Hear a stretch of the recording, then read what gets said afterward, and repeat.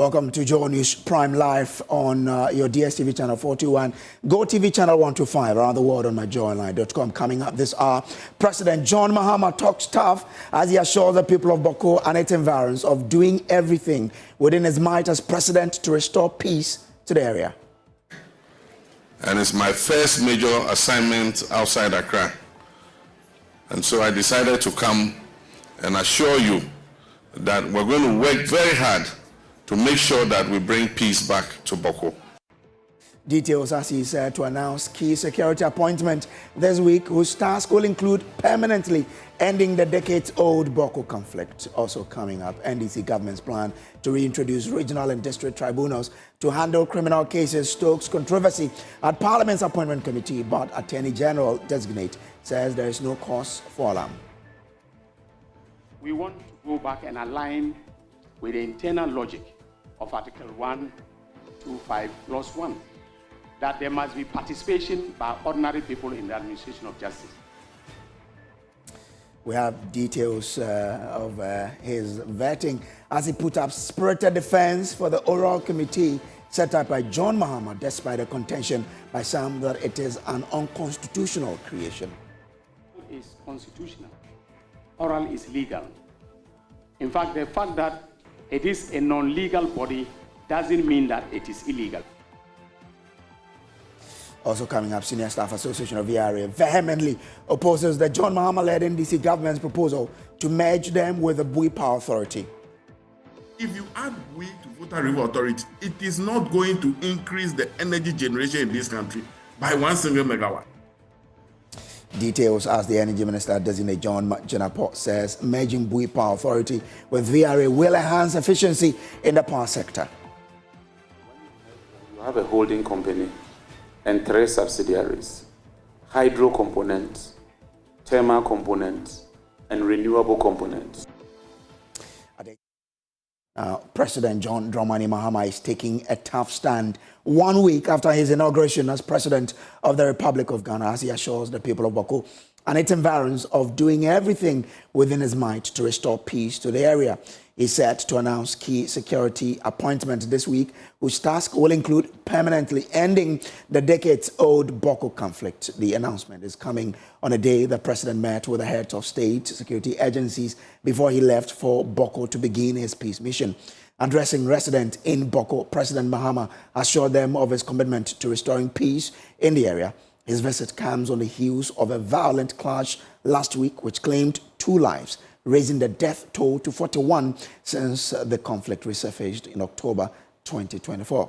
Regional correspondent Albert Sori summarizes the situation in the following report.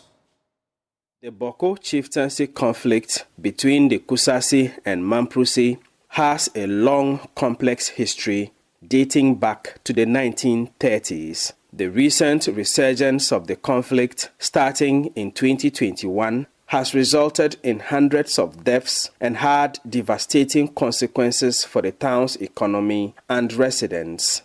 The once thriving town in the Upper East region has been reduced to a shadow of its former self, with a dusk to dawn curfew and a ban on motorcycle riding imposed by the government. The conflict has severely impacted key sectors such as health, education, and commerce. Many businesses have closed due to safety concerns, and schools struggle to remain open. Despite the challenges, Bawku successfully held a peaceful election last December. However, sporadic violent incidents continue to occur, indicating that the conflict is far from over. Past governments have attempted to manage the situation, but their efforts have been insufficient to bring lasting peace. This new John Mahama-led NDC government will face the daunting task of resolving the conflict. It remains to be seen, however, what new measures this government will adopt. Well, President John Mahama is set to announce key security appointment this week, whose task will include permanently ending the decades-old Bawku conflict. The announcement is coming on a day that the president met with the head of state security agencies before he left for Bawku to begin his peace mission. Addressing residents in Bawku, President Mahama assured them of his commitment to restoring peace in the area. And as we saw there, his visit is coming on at the back of violent clashes last week, which claimed 2 lives. And that, according to those who are monitoring this, is raising the death toll to 41 since the conflict resurfaced. But the president has been speaking in Bawku about how this particular one did, but he's been talking about how he intends to deal with it. And it's my first major assignment outside Accra. And so I decided to come and assure you that we're going to work very hard to make sure that we bring peace back to Bawku. I remember when I was president, Bawku and surrounding areas were very peaceful, and work was going on, people were going about their duties. It's sad that this situation has occurred again. And I know that for the last 3 years, you have not been able to sleep. You've been living under stress. And so the priority of our government will be to bring peace back to Bawku so that everybody can go about his duties without fear of harassment. We want to assure you that we're putting in place the various appointments so that we can have ministers and other officials who are responsible for the security to take charge. And so within this week, we will do the appointments of the Minister of Defense, the Minister of Interior, the National Security Advisor, the National Security Coordinator, the BNI Director, and all the others. And when these appointments are made, I'm going to charge them to make Bawku one of the #1 priorities that they attend and deal with. And so I'll appeal to you to exercise patience, exercise restraint, and to let you know that I am apprised of the issue. I'm going to deal with it, and I can assure you, have trust in myself and this administration that by the grace of God, peace is going to come back. Permanent peace is going to come back to Bawku. And so as my younger brother said, from here, we'll continue to Nalergo to meet the Nairi too and deliver a message to him. We cannot live in a country where our people don't feel safe. Our people must feel safe to travel wherever they want at whatever time and not have people shooting at them. And so you can be sure that we'll deal with all these situations so that we all can have the peace that we need in order that our traditional areas can progress. So I thank you very much. May God richly bless you. Before the president left for Bawku this morning, he met all heads of the state security agencies. The issue of chieftaincy dispute came up strongly. Here is an interaction with them. First to speak is the Chief of Defense Staff. By working together as a team, we've been able to keep this country quiet and stable. Mr. President, I want to assure you that we are going to continue with even greater zeal to ensure that we maintain the security and stability of this country. I want to assure you of our unflinching support and dedication, as I said, to duty, and make sure that we help you to achieve or realize your objective of resetting Ghana. Mr. President, once again, thank you very much for receiving us this morning. We are grateful, and we wish you the best. Thank you, Mr. President. Thank you. We should have held this ceremony on the 7th, immediately after the inauguration, but as you know, we're overwhelmed by visitors, and some of those who came on the 7th left just a few days ago. They enjoyed Ghana so much that they were not in a hurry to leave. But I want to thank you for the good work. This last election has cemented our reputation as the leading democracy in Africa. And a good part of the thanks go to you, the security services, who have maintained the peace. We still have threats to our peace that we must continue to look at internally and externally. Internally, to do with chieftaincy disputes and some incidents of armed robbery and things like that. Externally, to do with the threats on our northern borders. And so we cannot let our vigilance down. There should be no vacuum. And so you must all continue to work, as the CDS said, zealously, to make sure that there's no breach of the peace in the country.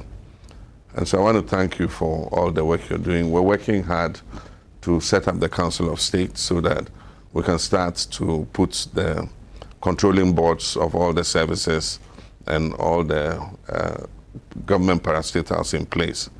And so once we have the Armed Forces Council and the Prisons Council and all of them set up, all your service councils, we're sure that we'll begin to look at how to manage things in respect of any outstanding issues that exist. But in the meantime, I expect you all to work very closely together like you've been doing, and continue to keep the country safe for all of us. And so I want to thank you for attending to our call at quite short notice, and to ask you to continue to work in the interests of the people of Ghana. So that's President John Dramani Mahama there. Now joining us now is security analyst Professor Kwesi Ening for a conversation on this. Prof, I'm grateful to you for joining. First off, what do you make of this move by President John Mahama to visit the Bawku area and to assure them of peace? I think it's indicative of his seriousness and willingness to seize the bull by the horns. You know, the Bawku crisis has been allowed to fester.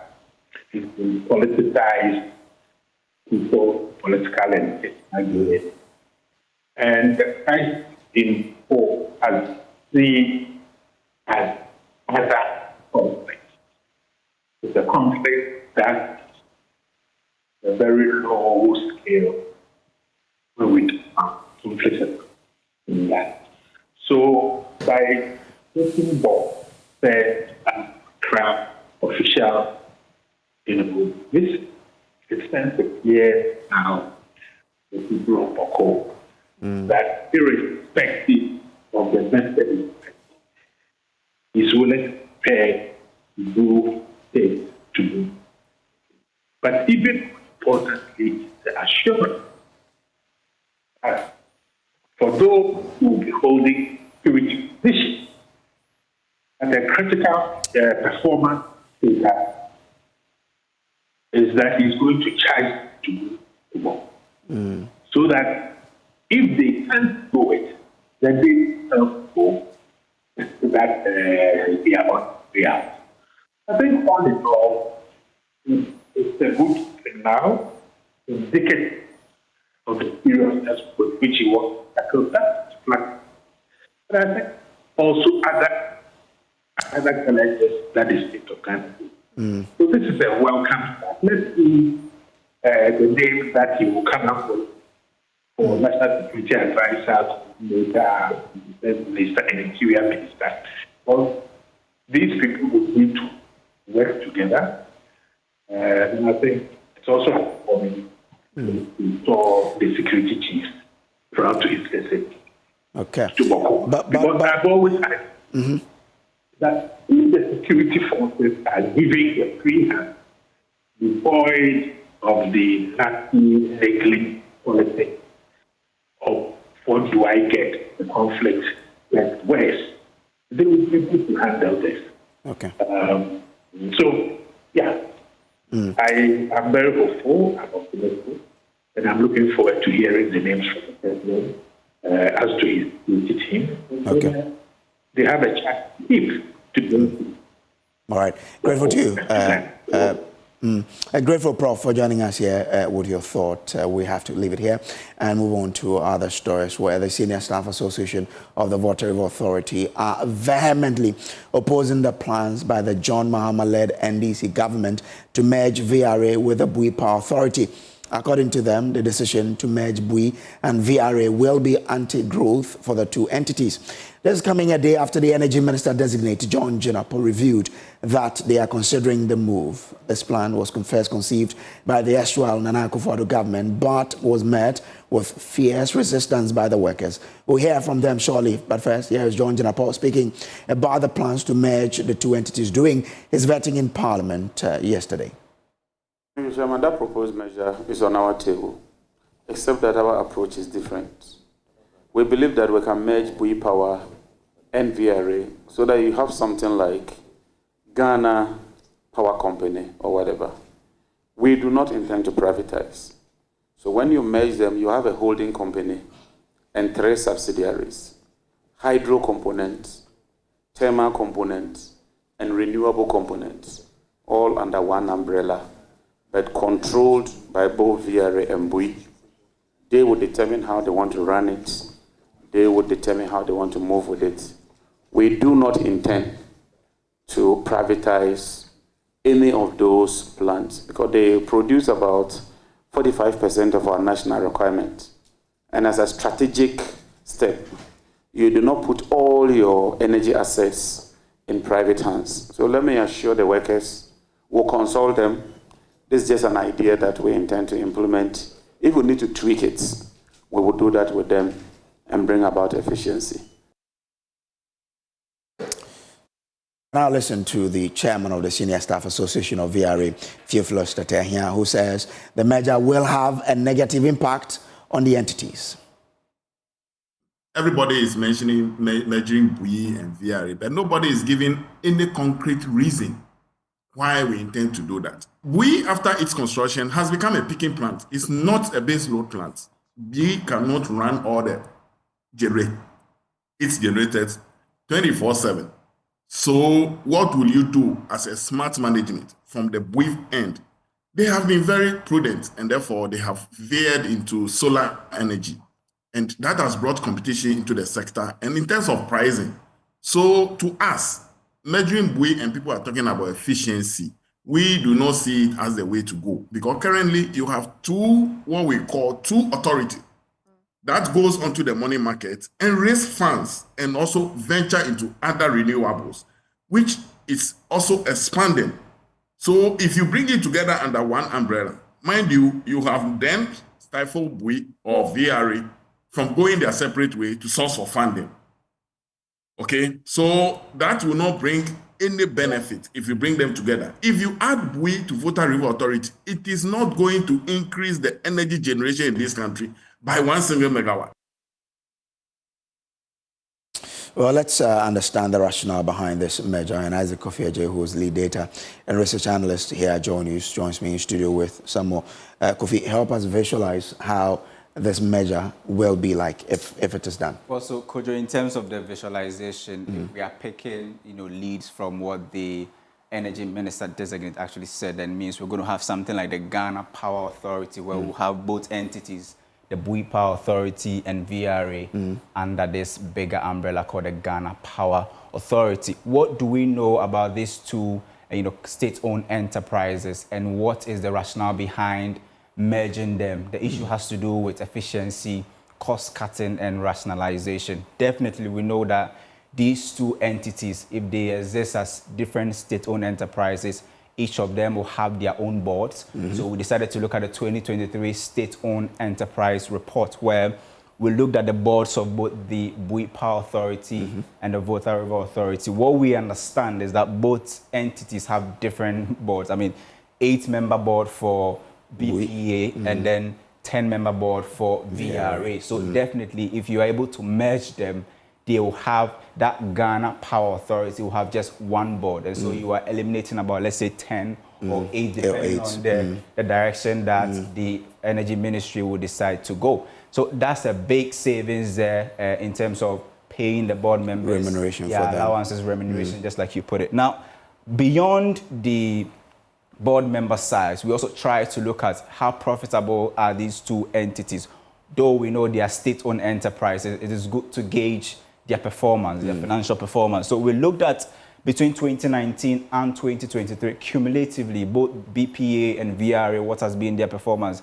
We've heard Bui, VRA speaking about the merger. They are not so happy with it. But if you look at the data, in fact, Bui is the entity that has been making profits since 2023. Cumulatively, it's about 2.14 billion Ghana cedis. If you look at VRA, it's on the opposite side. Cumulatively, they are making close to 1 billion loss under the period under review. So financially, you could see that Bui is more stable relative to VRA. Is it the rationale behind merging these two companies so that you can have a balance in the books? Now, I mean, beyond the cumulative data that we've seen, it's good to look at the trajectory, the trend so far from BPA, which is the Bui Power Authority. So far, so good in terms of their profits. They've been making profits since 2019, and you can see the stratospheric rise between 2022 and 2023, moving from 368.3 million Ghana cedis profit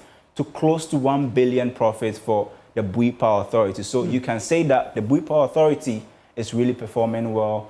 If you look at the state-owned enterprise report, this is the story for VRA, not doing so good. So in, let's say 5 years, they've made profits in just one of the five. And that's the outlier here, 2020, where they made a profit of 60 million 2021, where they make a profit of 60 million Ghana cedis. All the other years have been lost and lost throughout. 2023, which is the latest that we are getting from the report, they made a loss close to $400 million. So if you're talking about the merger, this is the current financial position of the two companies.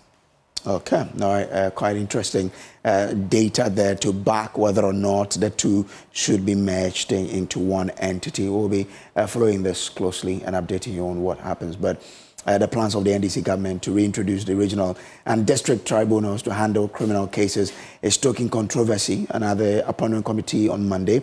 Attorney General and Minister for Justice designate Dr. Dominic Ayine defended a plan outlined in the NDC's 2024 election manifesto. According to Dr. Ayine, John Mahama's vision is to ensure the public have a direct role to play in the criminal justice system. In terms of Article 25(1), it is provided that justice emanates from the people and will be administered in their name, in accordance by the judiciary and in accordance with the Constitution. So it creates, 142 creates the regional tribunals, which have coordinate criminal jurisdiction with the High Court, all right, in all respects. And then it says that Parliament may by law establish such courts and tribunals, that is inferior courts and tribunals, as it deems fit. Okay. Now, to the question why we want to bring back the public tribunals, we want to go back and align with the internal logic of Article 125, Clause 1. That there must be participation by ordinary people in the administration of justice. If you recall, all the tribunals, district tribunals, circuit tribunals, regional tribunals, had a chairperson or chairman and two who was mandatorily required to be a lawyer, and two other persons who were non-lawyers selected from the community. So aside the traditional jury system that allows ordinary citizens to participate in the administration of justice in a limited fashion, the PNDC, in its wisdom, broadened public participation in the administration of justice through the tribunal system. Dr. Dominic Ayine also allayed fears the tribunals will act like they did in the revolutionary era, but will operate in accordance with law and respect the constitutional right of all accused persons. Evidence for a report dated very close to the first quarter of 1992 would have been from the pre-constitutional era, when the public tribunals were administering revolutionary justice in the context of PNDC Law 1. Now, if you look at PNDC Law 1, there was no human rights chapter. That was the Grundnorm. That was the constitution, the fundamental law of the land at the time. There was no human rights chapter. In resetting Ghana, we will reset it in accordance with the 1992 Constitution. And the 1992 Constitution is very clear, that the sovereign power of Ghana rests in the people of Ghana, in whose name and for whose welfare the powers of government should be exercised in accordance with this Constitution. Governmental powers includes the powers exercised by the judiciary of our land. That includes the public tribunals. I believe that it is not your view, honorable member, that the public tribunals would not or are not part of the judiciary. They are part of the chapter on the judiciary. And so they will be bound by Chapter 5, the human rights provisions, and the entire Constitution, guided by the directive principles of state policy in Chapter 6. And so the proposal in our manifesto is to re-establish the regional tribunals with criminal jurisdiction that is, coordinate jurisdiction with the High Court. And then we will have the circuit tribunals in all the districts, in all the, the regions, and then also the district tribunals that will also dispense justice in the various districts of our country. And I believe that if they are being regulated, and my proposal or my thinking going into this office is that we will enact a Public Tribunals Act. That will be comprehensive, and that will, contain restrictions in terms of the conduct, of the affairs of the tribunal. So that was Dr. Dominic Ayine, and we'll hear more from him on the oral committee, but let's get some analysis on this plan to introduce the tribunals. And we've been joined by the former Deputy Attorney General, Alfred Yeboah. Grateful to you for joining us. Now, as a former Deputy AG, what are your thoughts on the plan to reintroduce the tribunals?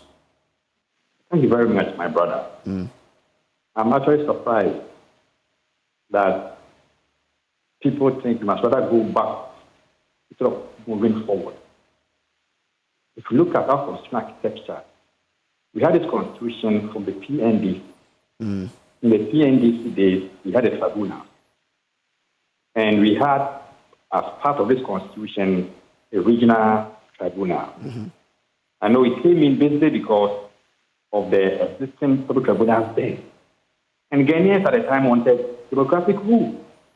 And so when the question was put, people voted in favor, and then we had this constitution.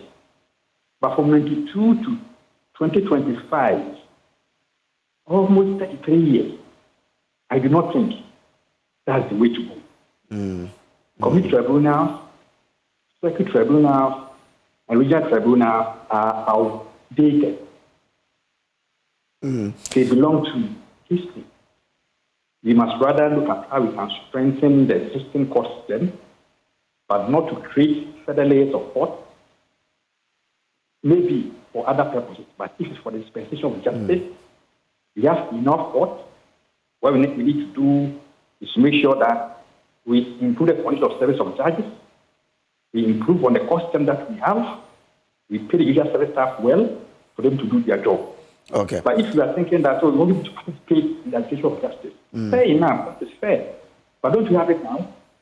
You have a jury system, and this jury system, you have 7 ordinary Ghanaians who sit with the judge when it comes to indictable offenses. But even with that, look at what we go through. But do you sense it could be because the NDC does not trust the current judicial system, and that may be why it is seeking to reintroduce the tribunal?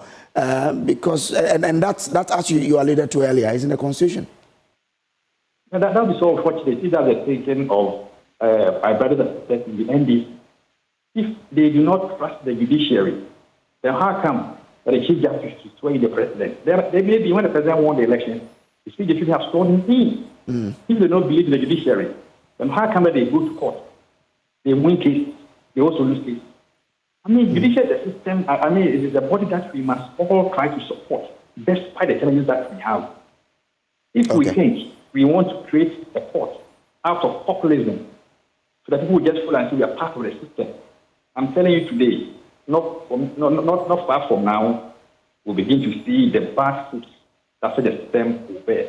Okay. It was fine, and at the point in time, we decided to get a Senate. In fact, apart from Mr. Rawlings, who had it 1993 to 2000, obviously because he was head of state. If you look at from 2000 to 2010, barely did the Tribunal even work. Because, I mean, we have the High Court judges who are working. All right. And more to it. In 2010, when the list of Professor Mills tried to set up the Commission of Inquiry to look into a constitutional amendment, it was proposed that even the provision on the regional tribunals should be repealed. And President Mahama, who was the president then, issued a white paper accepting that position. So what has changed? That's 33 years after our fourth democratic constitutional journey, we want to go back and introduce community, circuit, and regional tribunals. As a lawyer, I'm a practicing lawyer. Any court that is set up, we go and practice there. Nobody shares until before any court in Ghana. But the argument is that we must rather make sure that we put in a system that will rather take us forward. All right, Mr. Chak, do stay with me because we're still staying on Dr. Dominic Ayene's vetting. The Attorney General designate has put up a spirited defense of the oral committee chaired by John Mahama. And also we know that that particular committee has its leader being Samuel Okudzeto-Ablakwana. In Parliament, he described the committee. Some people have described the committee as lacking constitutional basis, but Dr. Ayene says the oral committee is perfectly legal. He's backed by MP for Bawku Central, Mahama Yariga. They all spoke at Dr. Ayene's vetting in Parliament on Monday. There is nothing about oral in Act 30. Now, the question whether oral is legal has been raised, by various people within the media, right? Oral is the operation recover all loot. If you look at the preamble to the Constitution, it is very, very clear about what are the fundamental values underpinning the Constitution. The value of accountability is one of the preambular commitments in our Constitution. It's a primary value.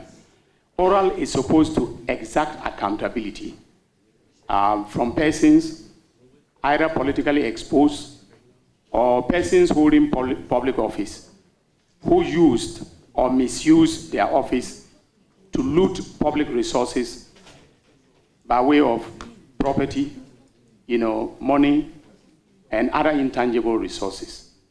So oral is constitutional. Oral is legal. In fact, the fact that it is a non-legal body doesn't mean that it is illegal. There's a distinction between non-legality and illegality. Mr. Chair, surely there can be nothing wrong about a committee set up to gather relevant information and present it to the Attorney General for action, no? Well, it is true that oral is not an established legal entity under the laws of Ghana, considered. To the extent that oral does not have any power to summon people to appear before it. To the extent that they do not have any power to punish or interrogate. I see that as a toothless body. But the only danger in it is that if they begin to pry into the privacy of people, then the individuals involved, they will open up themselves up for civil suit in court. You may want to be a whistleblower. It's permitted under our laws. And if they say they are whistleblowers, fair enough. But the moment they begin to summon people or enter people's privacy or homes, then they will get to know that in Ghana there are laws. That's what I can say about oral. You have mentioned before.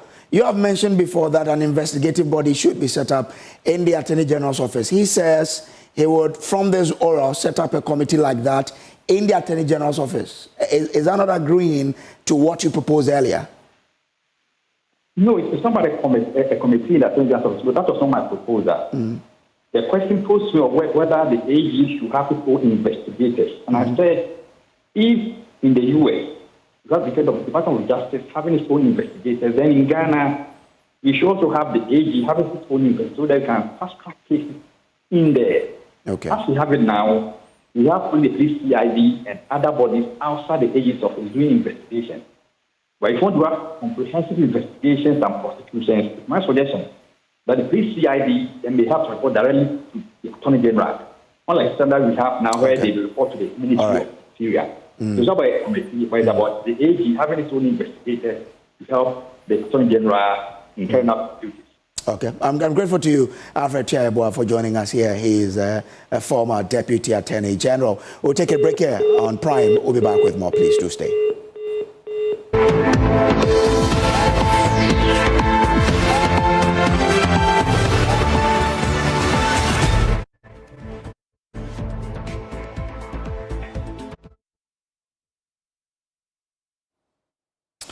Welcome back from the break. The Office of the Special Prosecutor has in its second half report confirmed that it has not been able to secure any convictions since its establishment 6 years ago.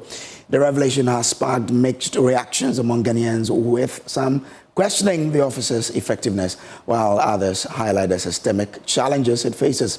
The office says it is currently investigating 16 cases of corruption-related offences. We'll engage our lead data and research analyst here, John News. But in the meantime, let's take you through some of the cases which are being investigated by the OSP. Let me just go straight to Isaac Kofi. He's lead data and research analyst here. John News. Kofi, you've been combing through the report. What do we know? So just like you put it, 16 cases are still ongoing. Investigations are being carried out by the Office of the Special Prosecutor. But the most important one that we gleaned out, according to our own subjective analysis, has to do with what's on state lands and the National Cathedral. What are they doing on the state land? According to the Office of the Special Prosecutor, if you have any appropriation, sale and lease of state lands to individuals since 1993, that's a big investigation going on there. The Office of the Special Prosecutor is investigating this lands that fall under the Lands Commission, the Ministry of Works and Housing, State Housing Company, and ministries and state agencies are all being investigated. They are being sold to individuals. We also found something very interesting on investigation going on, with respect to the National Cathedral. And they said, or the officer, that they are investigating, suspected procurement breaches. And then also because earlier the government said this was going to be a private led, right? Yeah. The churches were going to do it, and the government was providing support, so the seed money. But we ended up spending more. Yeah, I'm sure significant amount of money has been committed into the construction of the National Cathedral by the government. That is why the office says that they are going to investigate all payments made by the former Finance Minister Kenneth Nanaya Kuntunkunu Oforiata to the Cathedral Secretariat. They are going to investigate that. But before we even talk about all the other 16, I mean, we've spoken about the two that stand out. Now, if you look at the report, according to the Office of the Special Prosecutor, there are about 179 complaints received between 2022 and 2024. But I mean, if we stretch the data to, let's say, 2019, then we could, count about 479 cases or complaints to the Special Prosecutor's Office. 0%, conviction rate, and according to them, they've been able to retrieve 3 million Ghana cedis breaks. Well, interesting. Report there. There's the detailed report is out there. You can find some on the myjournal.com. But away from that, schools facing severe food shortages are still waiting for relief after over 48 hours after President John Mahama directed the dispatch of emergency supplies. Despite Chancellor's pleas to the erstwhile Akufo-Addo government to delay reopening due to unpaid arrears from 2023 and insufficient supplies, schools reopened on January 3. Some schools have been forced to ration food and serve rice for all meals. government has been meeting the heads of the schools. We will bring you details of that shortly. First, listen to the President John Mahama speaking at the National Prayer and Thanksgiving Service at UPSA, where he tasked Chief of Staff Julius Debra to oversee the nationwide distribution of supplies from Tema warehouses. As we speak, we have a challenge currently with feeding students in secondary schools, as the Ghana Education Service insisted that schools must reopen on the 3rd of January, contrary to the advice of the Conference of Heads of Assisted Secondary Schools. As a stopgap measure, I've asked the Chief of Staff to work with the Ghana Education Service to allocate and evacuate food that is currently held in warehouses in Tema, which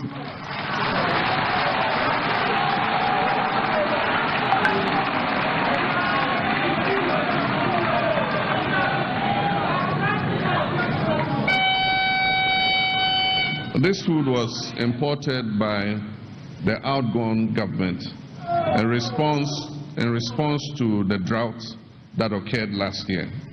But in this emergency, we need to use some of that food to feed our students so that education can continue. We are joined by MP for Busa South, Dr. Clement Apaku, who was a member of the Transition Team Subcommittee on Education. Doc, I'm grateful to you for joining us here. It's been 2 whole days since the President announced his directive for emergency supplies to be sent to the schools. When will the schools receive this? Well, let me say good evening to you and to our viewers and listeners. Yes, you are right that the President gave the directive. I've been part of a number of meetings convened by the Chief of Staff, Julius Debra. As the President directed, the Chief of Staff has met with officials from the Ministry of Education, from the Ghana Education Service, and held a separate meeting with the national leadership of Chad on this issue. For the past 2 days, a small committee has been put together. I'm part of it, and we met with both Chad, GES, TVET, as well as the ministry. So all plans are in place, and the logistical support needed to convey the food items to the various regions and to the schools are currently being outlined. So it is our belief that should we get the information regarding the centers where the food should get to before the foodstuffs are then distributed to the schools, as well as the needed contacts from the Ministry of Education, as well as the Ghana Education Service. Okay. Probably in the next 48 hours or so, the food should be on its way to the various schools. All right, okay. Doc, I'm grateful to you for this piece of information you've given us. Dr. Clement Park was a member of the Education Subcommittee of the Transition Team. This is Joy News Prime. We'll take a break here. We'll be back with Showbiz. Please do stay.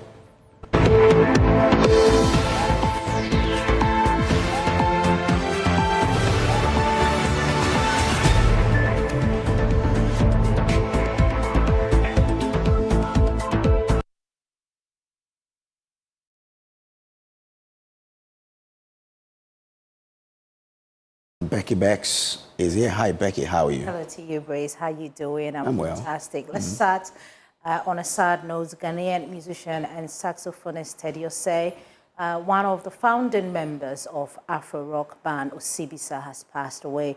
President of the Musicians Union of Ghana, Bessa Simon, told MyJoyOnline.com that the legendary musician died in the morning of Tuesday, January 14, 2025 in London. He was 88 years old. Teddy Osei, born December 1937, is best known as the leader of the Afro rock band Osibisa, founded in 1969. Born in Kumasi, Osei was introduced to musical instruments while still a child. He began to play the saxophone while attempting to create a band with his colleague friends in the coastal city of Sekondi.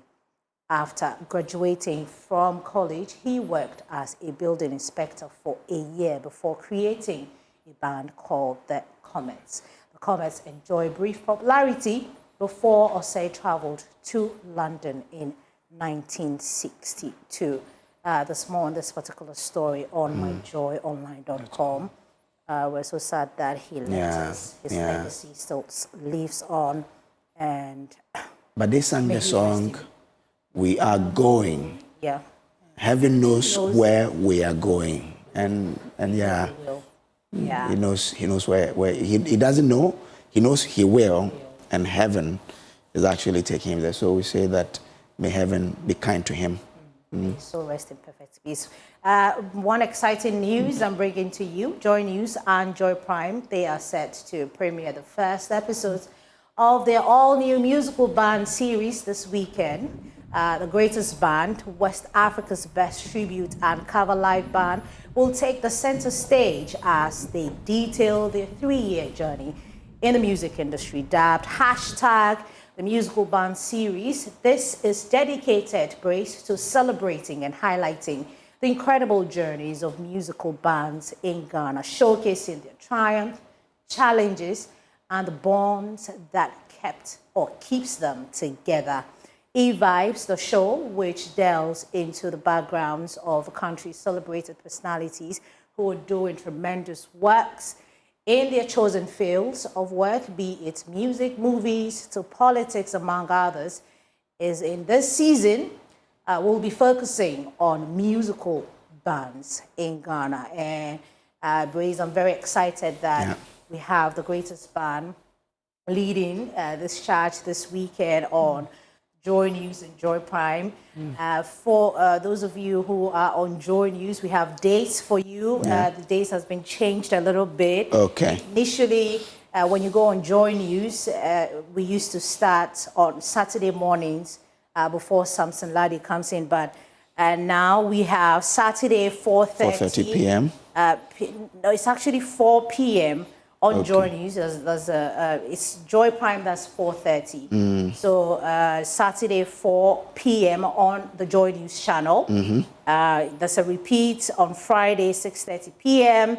and also Sunday 10:30 a.m. Okay. But on Joy Prime, that changes again. There's a little bit of mistake there. We'll figure it out.